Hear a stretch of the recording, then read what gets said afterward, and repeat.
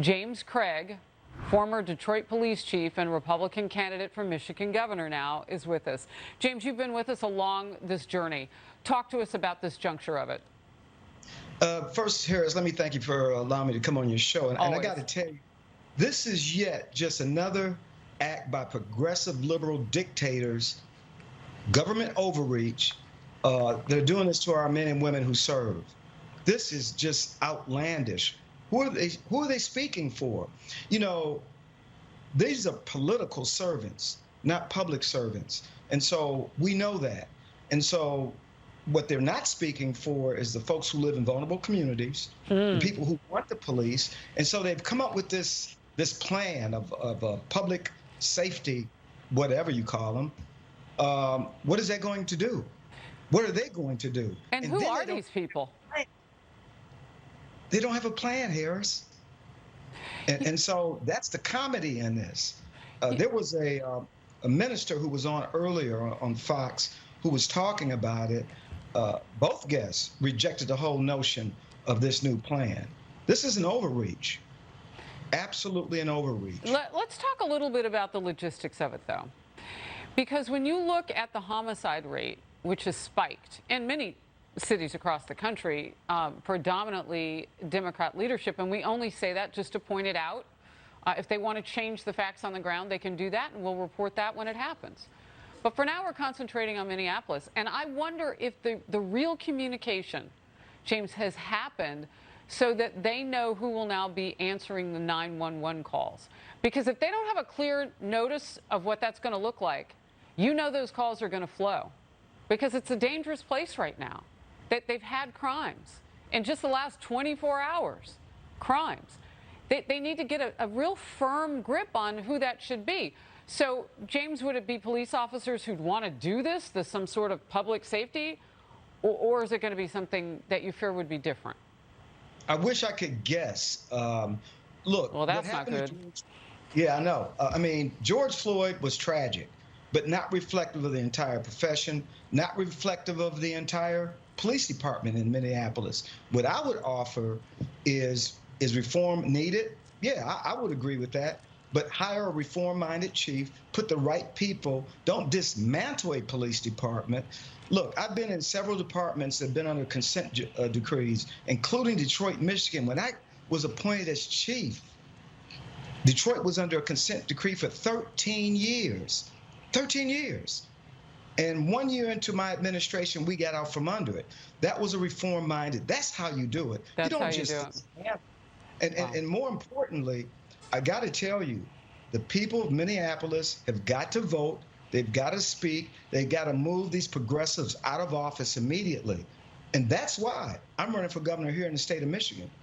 Your viewers can go to chiefjamescraig.com. All right. I'm excited about what's happening in Virginia. Excited. I want to get to this. It's another city. Homicides in Austin, Texas, up by 88% from last year after Democrat-led city council defunded the police budget. At the time, you and I talked about this. Yes. By about 1/3, they cut the cash.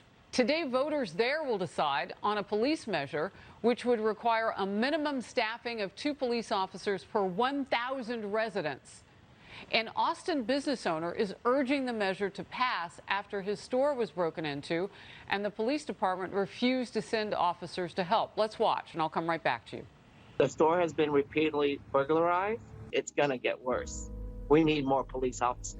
We need to change the policy to call 911 for us to get an officer of any kind of crime. That's the problem. They're de-escalating the crimes, and the small business, the citizens, are paying for it.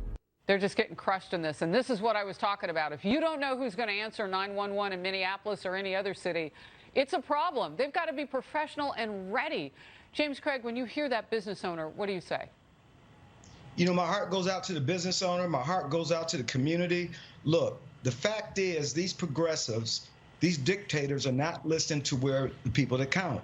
The victims are no longer the victims. The victims, they're making it into the suspects. Look at what's happening out here in Michigan, Ingham County. The prosecutor said, I will no longer charge felony firearm. So what that means is, because she wants to lower the number of black and brown who are incarcerated. That's not how you do it. But what about the people who are victimized? What about their voices? Who works for them?